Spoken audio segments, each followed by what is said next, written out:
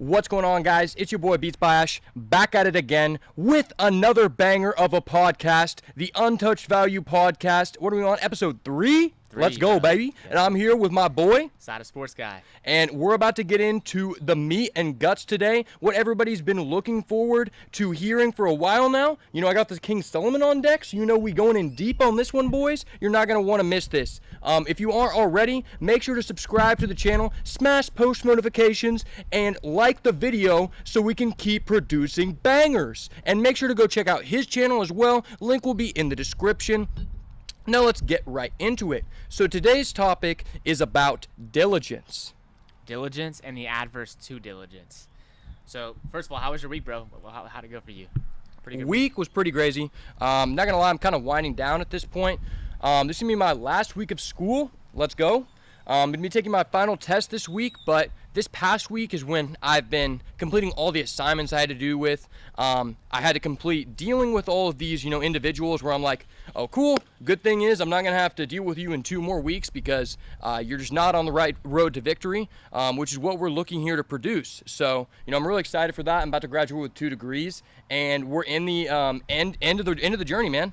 And at the end of this week, the big reason why we got the King Solomon on deck, yesterday I ended up winning a card tournament out of 500 people. I went 7 wins, 2 losses. I got 30th place, which essentially gave me $600 for like a $20 entry, which is pretty damn good. And I could have done better, but I did get cheated by one person. But that is neither here nor there.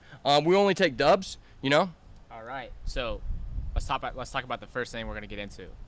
What is diligence? Just break it down for people that may not be familiar with the term or haven't heard it before.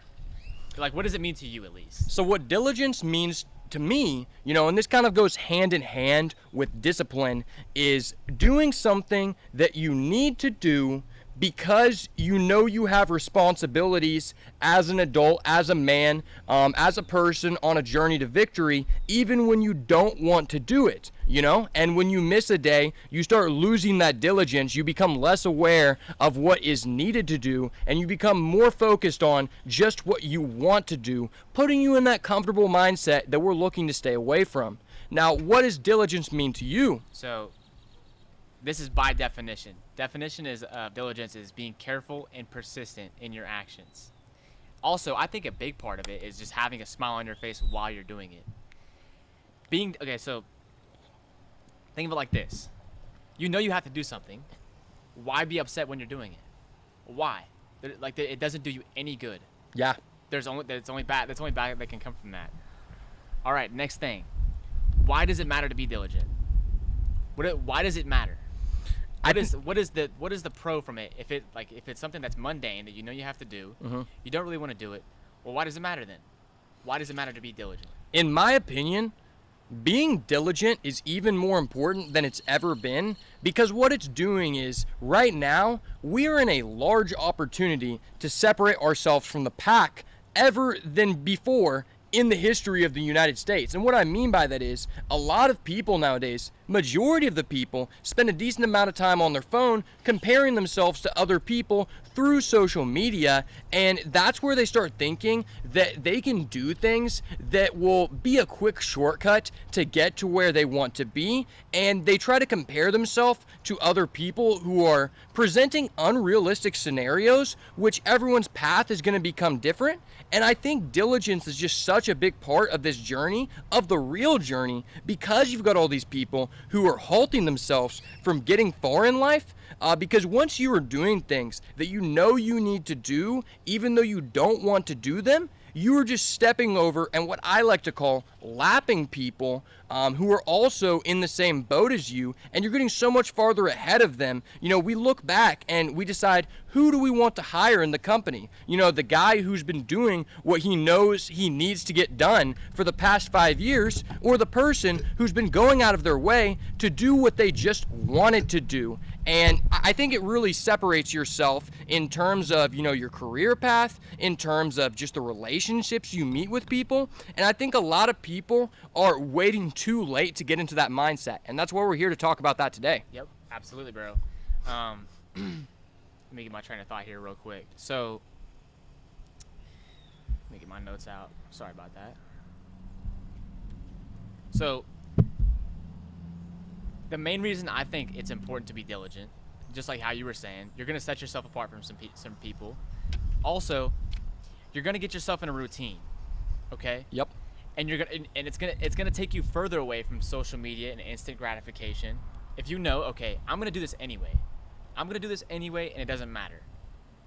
And that builds a healthy attitude.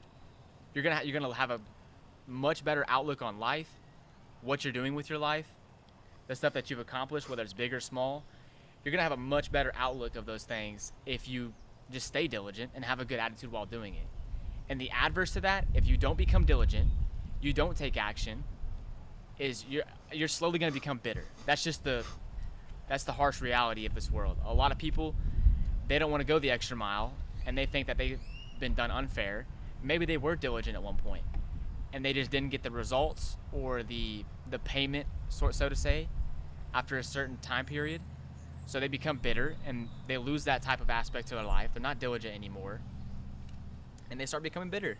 And we're trying to help you guys not to get to that point. 100%. I completely agree with you. And it starts with small things. I think what you said goes hand in hand with what you referenced before about being happy about what you're doing. To go in on that, what I have been doing recently is when I go to the gym in the morning, I will leave my phone at home. I have written down what I wanted to do in the workout, or I'll leave it in the car, just depending on what I need to be like looking out for in terms of emergencies that day. And it's just slowly allowing me to be more focused on what I need to do and not what I am checking on my phone, because that's a habit. And over time, I'm creating a new habit for myself because humans are creatures of habit.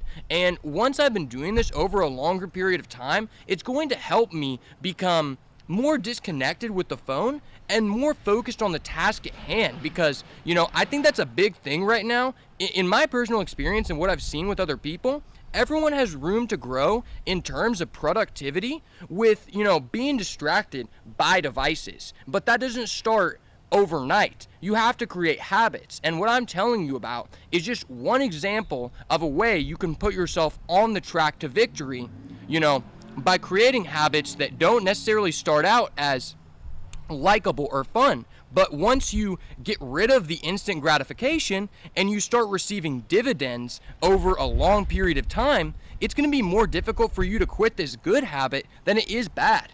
Right, exactly, because you're going to feel off or like, you're going to feel like, okay, I'm a piece of shit.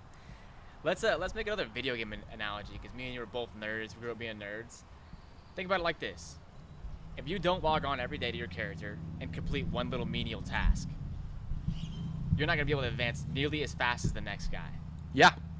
And that goes into you being bitter, okay? If you're becoming bitter because the other person got an opportunity that you didn't, that you feel like you deserved because you've been doing whatever job it is longer, maybe you're older, more qualified, but this other guy was just more diligent and he had a really good attitude. Yeah.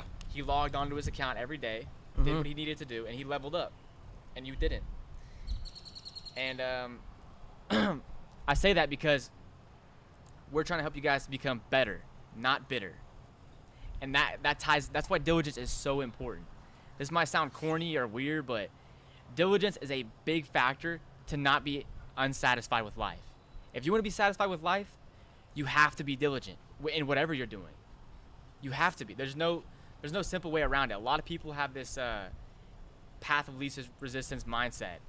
They know they have a safety net, whether it's their parents or inheritance, whatever it is, and they're not diligent. And then they're going to get to a certain point in their life where maybe they are set with money or finances and they have a good partner with them, but they're unhappy with what they've accomplished because they weren't diligent. And then instead of looking at people that have become successful as like, wow, they really created something, they're just like, oh, he just got a really good opportunity or he got set up. And we don't want you guys to become that way. We're actually on that path right now. And there's certain things that we need to become more diligent with. Absolutely. Yep.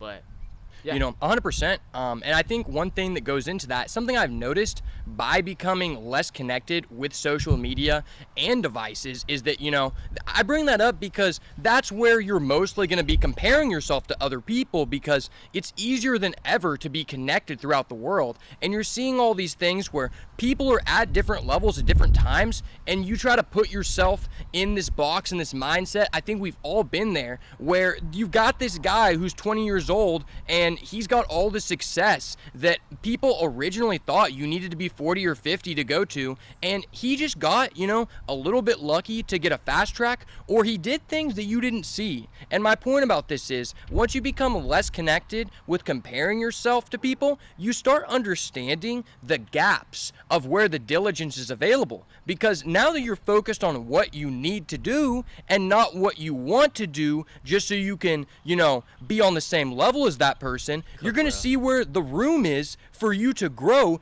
through diligence. You might be looking at a bodybuilder or a person who's in the fitness industry, and they're showing you these workouts and they're huge and you think they're insane. But what you don't see is that that person is not presenting the diligence that they are doing on a daily basis, because they do that every day.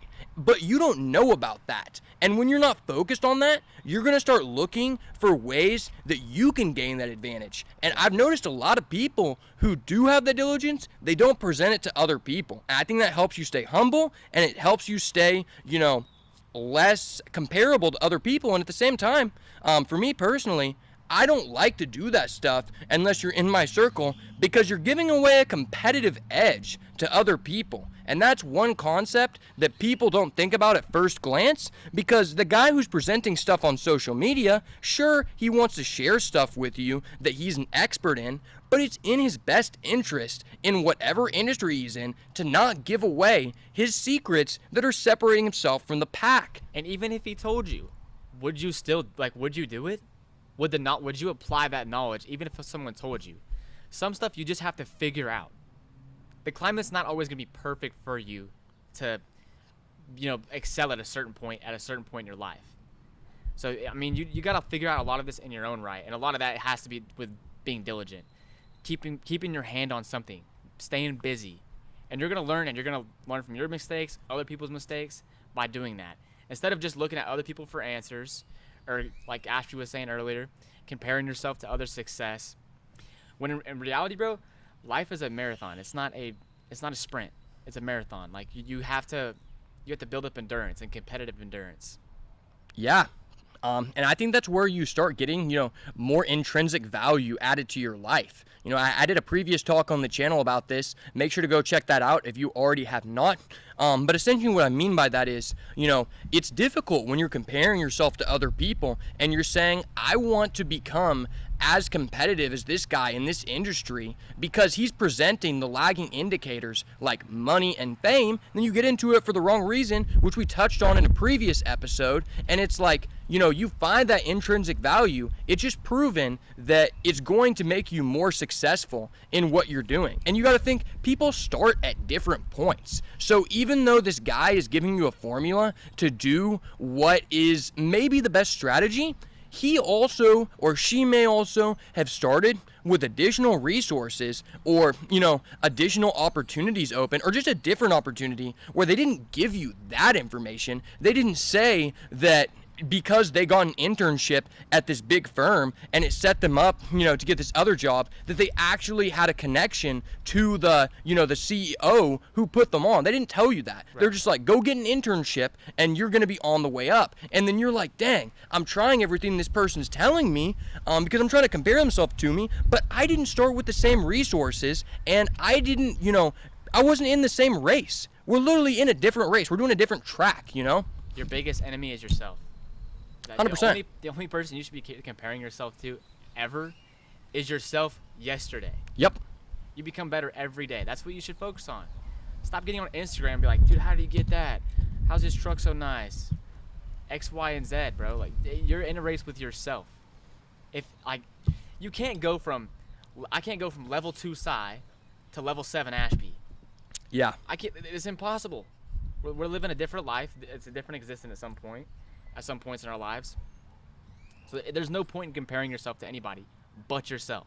100%. And, even when you're comparing self to other people, which can be beneficial to, like, gain some insight about how things work in the industry, you also have to understand the differences and point them out. Like, for example, me and him do different videos, and, I've been doing it longer than him, but, I can honestly say that he has gained, more views on certain things than me, and he's honestly probably gained, like, a faster rate of growth than I have in the beginning. But I can't even compare what I'm doing to what he's doing and be like, okay, he implemented the strategy, I'm going to do it, because he's literally in a different race. Like, that doesn't add up. He's making a lot of short form content, and he has, like, probably about the same amount of total views I've had on my channel at this point in, like, 1 month in, as my stuff, when I only make, like, mostly long form videos on that channel I'm referencing. It's like, it's a different game, Exactly. And here's what's insane that you bring that up. There's been many of days where it's like almost 11 o'clock at night, and I really just don't want to put together a short. I'm like, man, I just want to go to bed. I make myself do the short anyways, and sometimes it feels like I didn't put a lot of effort into it. Mm-hmm.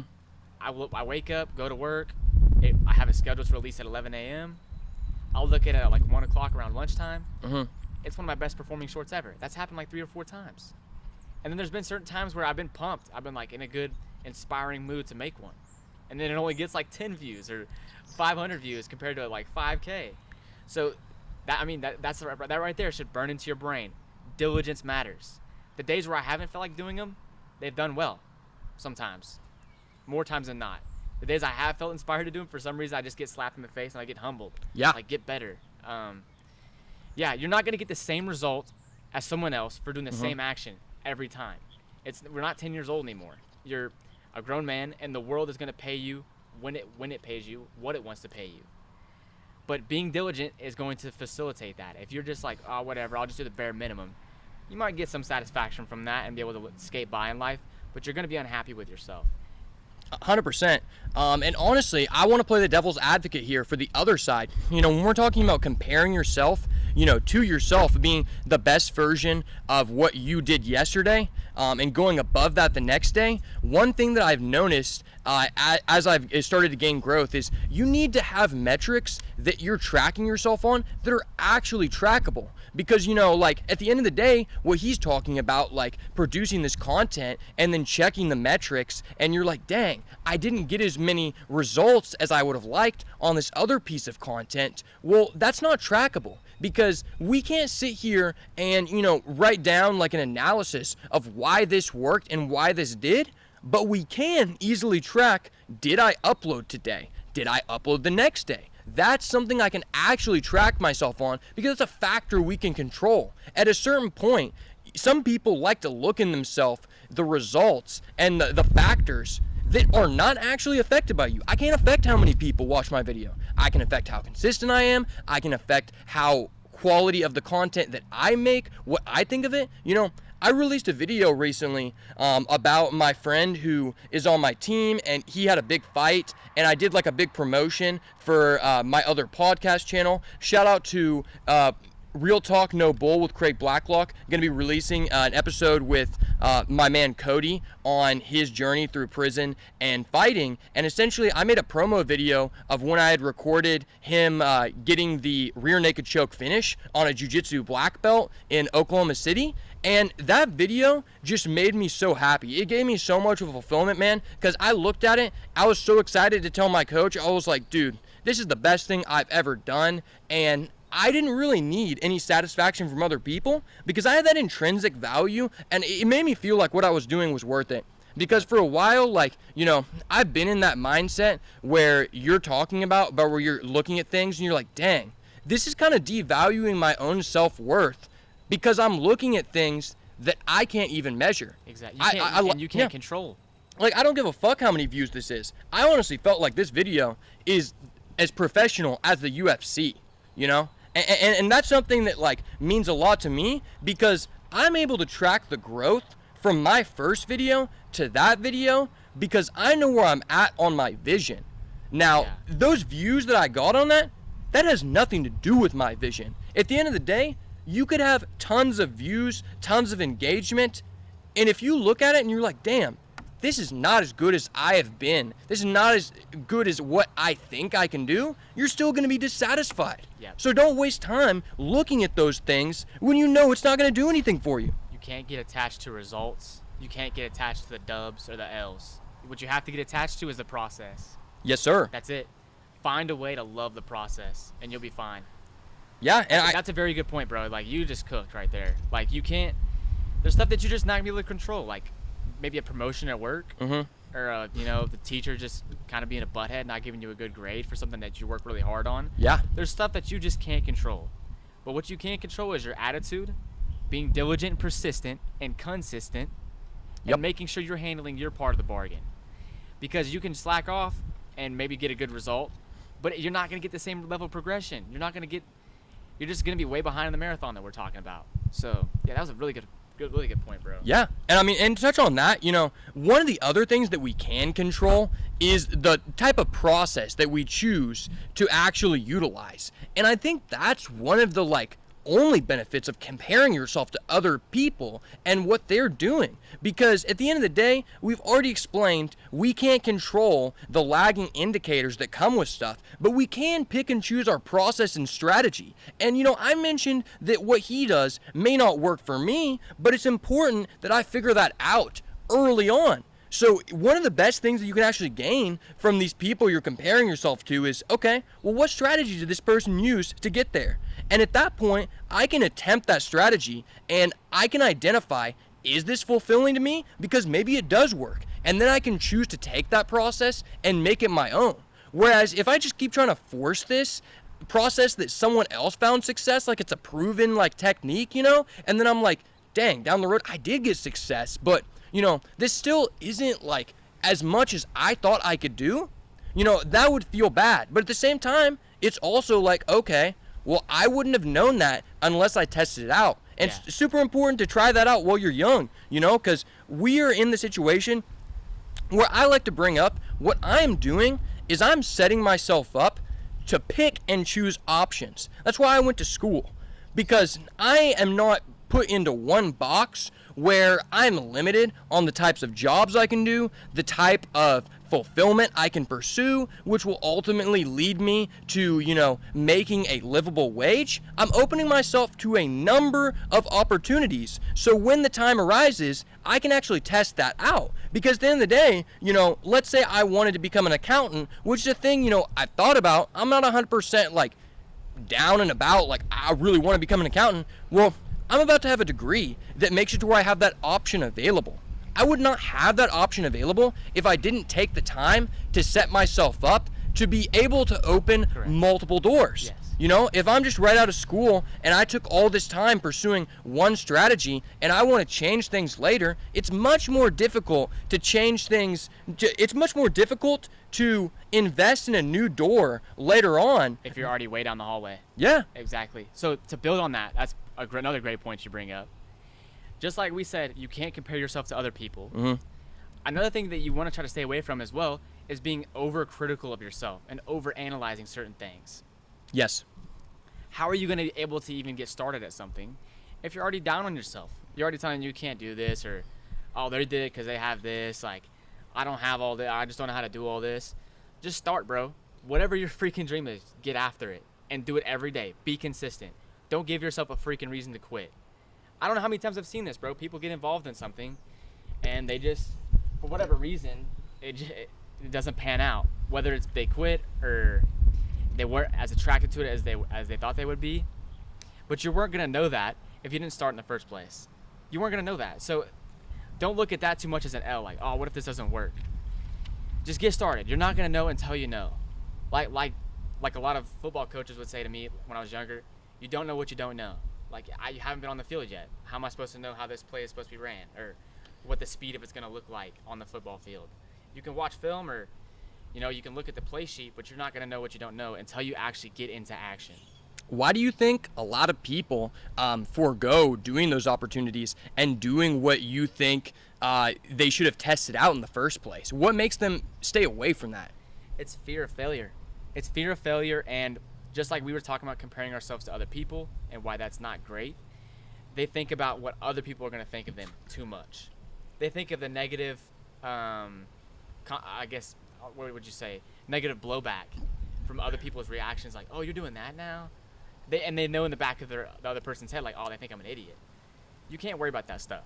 You can't worry about field failure, because you're gonna have to fail to succeed. There's no, like, probably 0.0001% of people on this earth just won everything. Okay, you're gonna fail. You're gonna have setbacks, but to even get to that point, to know, you have to put yourself in that position. You have to stay diligent.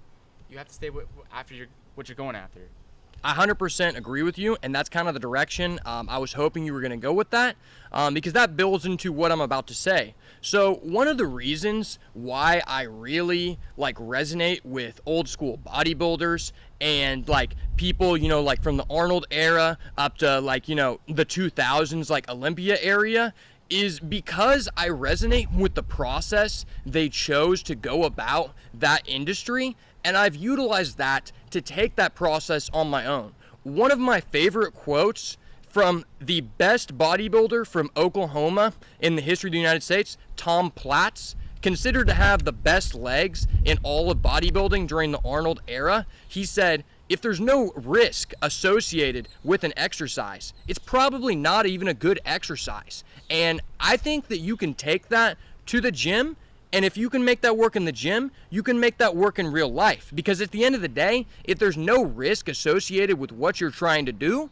then how can you say that I am actually giving my best and I'm outperforming myself from the previous day? Correct. And just to clarify what he's saying there, the risk is kind of a scary word. Yep. But really it doesn't even have to be that big of a risk, if you think about it. Yeah. It could just be something small, like we were saying, like people thinking something of you, or failure. Risk, to win it, you got to put the big chips in. Scared money doesn't make money. All the sayings that you can think of. You have to take risk, and don't think of it as something that's too scary. It's not always something that's just like, oh God. There's a thing that they say, a little phrase, paralysis by analysis. Mm-hmm. You think so much about something that you end up just not even doing it. You get stuck. That's true. You get scared and you get stuck. And stage fright. I think a lot of that can be really harped on for our generation and the younger generation, because what risk meant to our parents and the boomer generation is much different than now, because they don't have the same conceptualization of these careers that are now booming because they weren't available before. My mom didn't think that this was going to be like a plausible career choice for me, and then she started seeing the lagging indicator as I started receiving from it. And she understands now more. And I think a lot of people can push you in the wrong direction in that regard, and that can stop you from humanizing risk, which is what I like to do, because what we were talking about before about creating a bunch of doors for yourself and a bunch of opportunities, that can be used to mitigate risk. And what I mean by that is, now that I'm graduating with 2 degrees, well, this is kind of an all-in or nothing thing, The industry that me and him are in is very competitive, and I understand that. But both of us have set ourselves up to mitigate that risk. Because what's happening is we're basically on our own in business, and we're putting all of our money and resources into this. Well, if something happens and I go bankrupt, or I no longer have the cash to facilitate doing this, I still have 2 degrees. So the risk is really not that high. Exactly. Because I'm choosing to live like this so I can increase my skill set. But if I did have to file bankruptcy, bro, I could get a job in a minute, I really want to harp on people that already have a safety net. Like maybe your parents are already kind of helping you out, making sure you're taken care of. Or if you built that for yourself, like me and him have. Like he got a couple degrees. I've got certificates, and I've already worked my way up in a company that I can facilitate life. I'm going to get on you guys right now to challenge you guys. Do something that you really want to do. It could be minuscule, I don't care, or something big. Do it, and get back to us in the comments. Let us know your progression. We want to hear from you guys. Like we don't just want to get on a podcast and then you guys hear it and just hop off. We don't really care as much about likes and subscribers as much as we do about giving value to you guys. We want you guys to give us your progression, and I'm challenging everybody that, like I said, that has a safety net or already has facilitated some type of way to mitigate the risk you're going to take with your endeavor. Get on it now. Like, Cy's on you, bro. CyTheSportsGuy is on you. I want to see you guys excel and win. Facts. I have to say, safety nets are one of the worst things that's holding you back from doing what you want to do. And if you've ever grown up around like that rich kid on the block, or someone who's been blessed with so many opportunities, if you're in our situation where you either started middle class or you started, from the ground, like that's going to be super noticeable to you. And I know personally a lot of people I've met who have had endless opportunities and they waste it, And I think that really comes down to they had a safety net. Yep. And so when you're in that situation and everything's given to you, it's hard to reach your actual best. Because now that you have all these resources that people set you up, those people can get ahead of us, in the short term, because they just have resources that already started them above us, but they don't have the same level of fulfillment as us because that's not reaching their maximum capacity. Yeah. They're comparing themselves to us, and they're just better, than we are, but that doesn't mean anything because your value of your personal, whatever you think is going to be your best, that's different from what I think is my best. So I can be way happier, with less money and less resources than somebody who just started out with this stuff. And I see these people all the time who are rich and they got super depressed. Like that's why rich people kill themselves, bro. Because they limited themselves. They have no like passion really, because they've just had it. They've had it comfortable. They've never had that like, push come to shove type deal where they actually had to go pursue something. I'll tell you this right now. I'm not gonna brag on myself too much, but I know that I outwork most of the people in my circle. Like, I outwork a lot of people, and it wouldn't have happened. I don't believe it would have happened if I would have had that comfortable safety net. It wouldn't have happened. So I'm trying to get onto you guys that do have this safety net to get after it, because it feels good knowing that you like can take care of things, that you're growing into a man. It feels really good, much better than just knowing that you have money in the bank account or you're taken care of when bills come due. 100%. It's much more fulfilling knowing that you're the man, knowing that you're taking care of things, or you're that girl, you're that bitch that can take care of things. It's much boss move. Exactly, boss babe. It feels so much better knowing that you're taking care of it than just being comfortable and not seeing growth and progression and really just leveling up. Yeah. And I really want to touch on what you're talking about, how you're beating people out in your circle.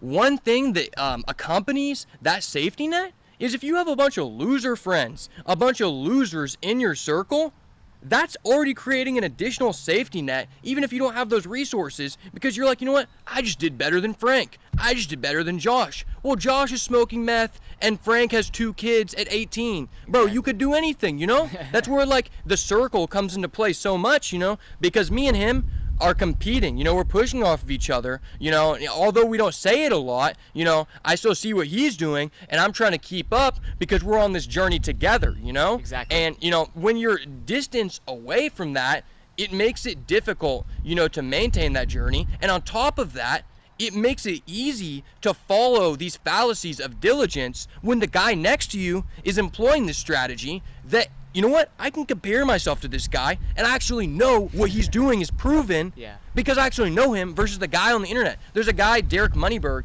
and he's a big investor and he works out with all these UFC fighters. He lost a lot of weight and he was basically explaining how like when he's working out with these guys who's a world champion who's 7% body fat, he's like, it's super easy to be diligent about my diet because I see what this guy's doing. I'm living around him. I'm working him. And he's like employing all these strategies that if he's doing it, I can do it because we're on the same path. Exactly. And when you're around all these losers, you're going to start employing, their path. People say you are what like the closest 4 people are around you. And if those people are not where you want to be, or at least in the right trajectory, then you need to change things up, because it doesn't matter if the guy next to you is way farther ahead of you. At least he's going in the same trajectory that you're going. Exactly. Set the bar high. Okay, first of all, set the bar high. Become better, not bitter. I'm sorry, excuse me. And while you're young, while you're our age or maybe a little bit younger, older, make sure the foundation is laid correctly. Because you can build a really tall building, nice building, if you just slap it together and go about life. That thing can crumble really easily. Things can come crashing back on you. But if that foundation is solid, it's freaking sturdy, nothing's rocking it, you can really dictate how high you can go in life. Yeah. Build fundamental values in yourself. Hold yourself accountable. Surround yourself with people that are actually going to help you and not hinder you. And like we said, I think in the last podcast, or our first one, point that stuff out. Like, you have to learn it to know. You don't know what you don't know, like we said earlier. And yeah, that's pretty much all I got, bro. Yeah, I think honestly, one thing that I heard recently, I'm not exactly sure who I heard this from. So if I stole your quote, sorry.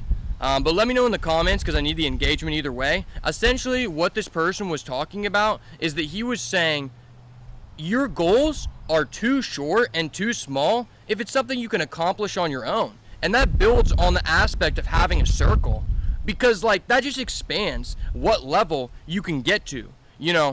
Everybody says, when I eat, the team eats, but it's like, well, what team are you on? Maybe I don't want to be on this team. I need to be in the correct team, because if I'm with the correct team, regardless of how my winnings are going, my friend, my partner, these people around me, if they're actually a person I can trust, they're going to mitigate that risk for me, Like, if you needed some money to pay for, a bill or something, then I would help you out. But you can't say that about a lot of people, and that's going to give you more confidence to take more risks to get more wins.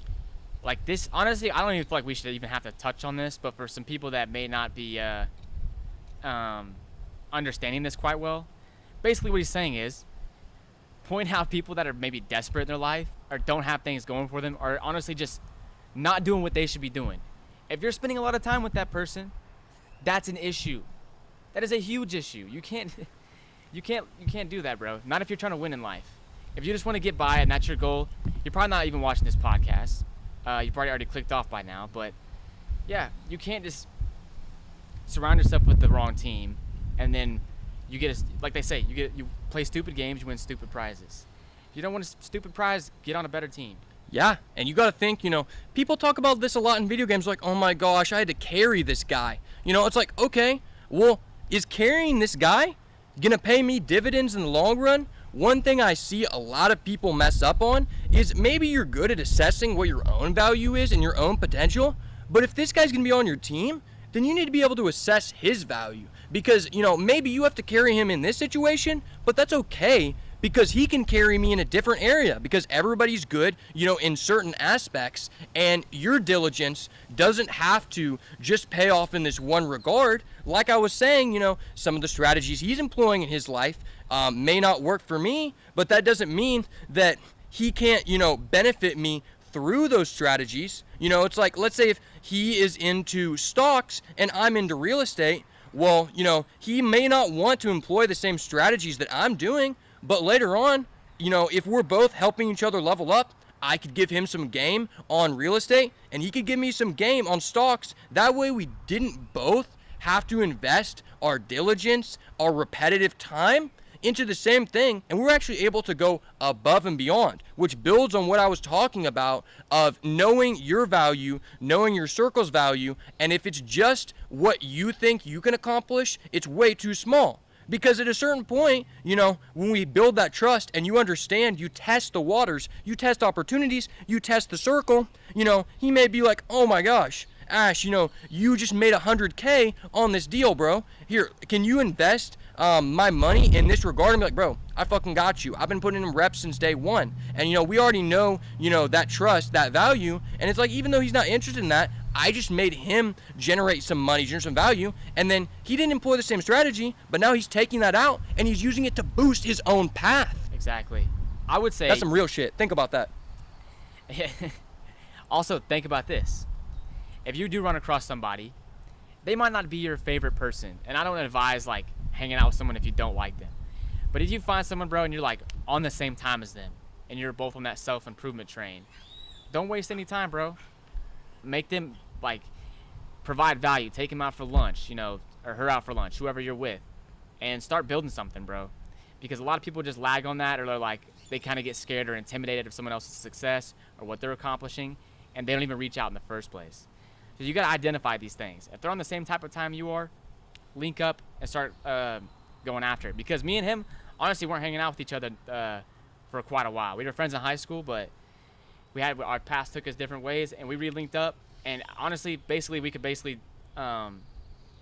essentially, I could understand what he was going to respond with, and he understood what I was responding with every single time. It was like, yes, no one else is saying this. And since then, I mean, I've been, on my journey with YouTube. I've seen him progress with his things that he's been on, and boom, we're on this podcast talking to you guys, having fun.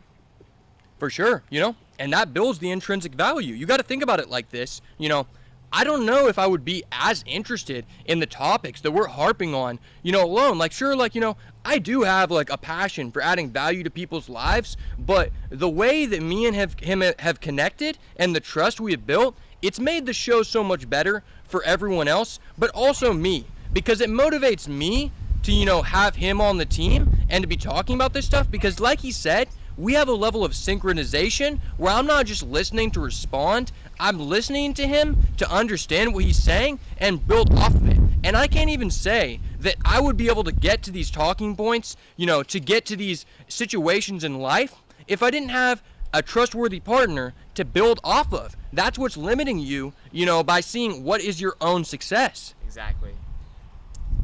No one's going to care about your success more than you. That's the last thing I'm going to harp on this podcast. If you don't care about your success, why is someone else? So before you get bitter and you start feeling down on yourself, how much does this matter to you? How much does your success matter to you actually? And analyze that and be honest with yourself. Before you, start looking for handouts or promotion from your boss or a better grade from your teacher or your parents granting something that you've been wanting for a long time. Think about how much your goals and your success matters to you first before you start, getting upset about promotions not being handed out to you or raises or whatever it is. Really think about that. Yeah. And on top of that, I kind of want just going to go back a little bit to what you were saying about, buying a meal for, your friend or doing something for them. You got to think about it like this. I think a lot of people are reluctant to give money to a homeless person, even though they know it could benefit this person's life, because they don't really know what they're going to do with it, and they might just think they're not going to do anything with it at all. Whereas, for me, buying a meal for a random person, or it could be anything, that has less of an intrinsic value to me than doing something for him, because I know he's going to utilize the opportunity I'm giving him, and doesn't even have to be going in the direction I'm going. It's just I know that he's using it, and that adds a more value to, the resources you're investing in other people. This should be your thought process with your circle. Whether it's one or multiple friends, 4 or 5 good friends that you got that are on the same train of thoughts. Mm-hmm. You could be on completely different islands. But start mapping stuff out. Learning. Because they might be on a completely different island that has a different geography or, different elements and resources like in Minecraft. Yeah. But they're mapping it out, and you're mapping your stuff out. You might tunnel to each other on a certain crossroad and exchange information that you never thought you would have been able to. So think about it like that. It's got to be a symbiotic relationship. You can't be like, oh, I've got to help my friend out. You can't be thinking of it like that. First of all, you got to have fun with what you're doing, and knowing that, okay, I'm responsible for my success. He's responsible for his. Now that we know we both care about our success, it's much easier to help each other because we're receptive. We want to learn. Okay, it's easy. It's not labored. We're not at each other's necks because something's not going right. And I can kind of picture where you're going. That helps too. That helps, make things a lot more easy for me to say I want to, invest in his success because I see where he's going. And, one thing that I think is big on that, take notes on this because this is really fucking important. I've been a part of a lot of circles, and what I've noticed is you have 2 kinds of circles. There are some circles that I've been in. For example, I was in a frat, and a big part of that's not necessarily a natural connection. There were a couple people that I resonated with, but at the end of the day, a lot of that was a forced interaction. I started, investing resources into people, investing, my time and my value into people because I wanted them to be my friends. When I didn't really assess, okay, this person really isn't on the same, journey as me, and they aren't really doing this, because they care about my vision, because they want to be a part of the journey. It was a forced thing. And you have to assess that, because you can become really good friends with someone. And, you know, me and him have talked about this in our personal lives a lot too, where, you know, I've invested a lot of resources into people that I care about them, I love them, but honestly, a lot of that relationship was me doing a lot of the groundwork. And it wasn't really like as reciprocative to that same kind of vision I had for helping us both out as it was to them. And it's like, I still like this person, but it's just like, damn, I invested these resources and they didn't do anything with it, and I feel, you know, less satisfied with helping them because I don't see where they're going. You know, I see where he's going,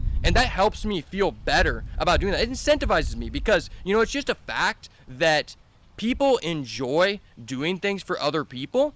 And, you know, you may not know this, but one of the biggest reasons why people are depressed in the United States has largely to do with some studies that were done, essentially saying that basically when people in America are distraught, they're depressed, they're unhappy with their lives, they try to go after something that's based off of personal improvement. That may be saving up for a new car, going after a promotion in work, you know, and that they could be having problems with their marriage and stuff, and they try to fix it with that personal, you know, improvement. Well, in 99% of the rest of the world, a lot of people don't know this, but when someone is sad or depressed, they go out of their way to do something for someone else. And, you know, that ties in hand with, you know, the happiness and joy that you will get for doing that for someone you actually care about and you see where they're going than just a random person. Because in other countries, you know, when they're sad or depressed, they go take food to their neighbor,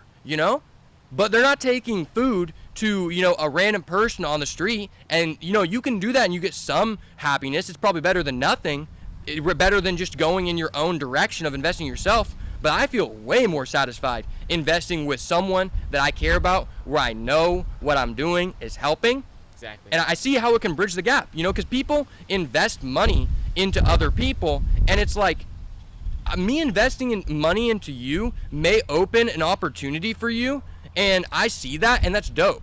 Whereas, like, you know, I can invest money with another friend, another relationship I have, and maybe the money doesn't actually help them with where they're at on their journey. But you thought that that worked for everything, because the same type of investments don't work across the board. Exactly. Yep. That's why it's important. If you want to, like I said earlier, if you care about your success, other people are going to as well. But if you don't care and you're not diligent, you're not taking care of the things that you know you need to take care of, well, you can't expect the greatest results. And that's really all I have to say today, bro. For sure. Thank you so much for getting this far in the video. If you haven't yet, make sure to smash the like button, turn post notifications on, and like he said, down in the comments, let us know where you're at on your value journey. Let us know what big wins you got this week. We love to hear that, and let us know what you want to hear next. I am Beatsbyash, and he is CyTheSportsGuy. And this has been the Untouched Value podcast. As always, invest in the best, and you will be blessed. Let's go, baby. Doses.